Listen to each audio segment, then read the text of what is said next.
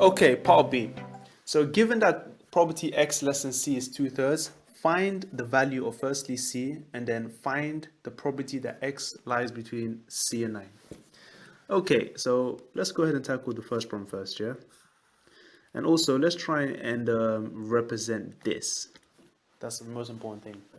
First, notice that this one is again the cumulative distribution function because it's written in the less than form.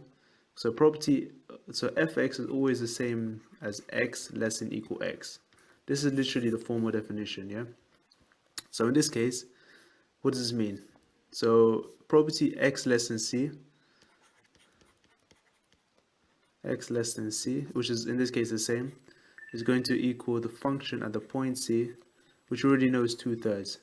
Now the function of point c for uniform distribution is always written like this. It's always c minus alpha over beta minus alpha. Usually it would be x, but this is the uniform distribution definition. Now, let's move forward here. So we already know the values of alpha and beta minus alpha.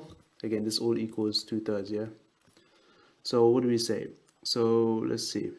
Simplifying this, so we're going to have now c minus alpha, so c plus 4 over beta minus alpha, so 11 minus 4 is 15.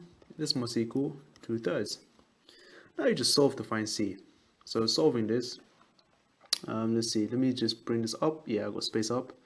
So we can say c must equal, so it will be 2/3 times 15 minus 4. So 2/3 times 15 minus 4, and I get 6. So that bit is done. So c equals 6. So I'm going to use the space up here. So now we're going to find the probability that x lies between c and 9. So we just need to think carefully how to write this. So we can think of this as firstly all the values that lies between c, which is 6, what am I writing c? Between 6 and 9. So let me think. It could be written as firstly the probability x is less than or equal to 9 minus, so this is all the values up to 9 minus all the values up until 6. The reason why we choose 6 and not 5 is because it's continuous, it includes 6 and bits of 6. So we just want all the values just below 6, literally, but again, continuous doesn't really measure single points. It measures like a range of values. That's why we use it. And this is easy. So this is just literally going to be now the function at the point 9 minus the function at the point 6. We already know what the function point 6 was, is 2/3. Now function at point 9, well, it's the same formula. Just plug in 9 for x. Or you know what, let me just make it again the same way.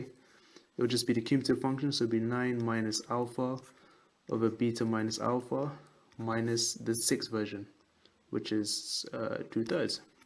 So alpha, beta minus alpha, so it will just be 9 plus 4 over 11 plus 4 minus 2/3. So smash this in your calculator, guys, and we're done. So 13 over 15 minus 2/3. Yep, and I got 1/5. So that means this solution here is 1/5. So I can see the difficulty in these problems. This is all about algebra manipulation, you know. So it's a bit intense. There's a lot of things going on, but as long as you know the formula, you just have to make sure your algebra is on point and just be careful, guys. Yeah. Anyway, see you in the next one.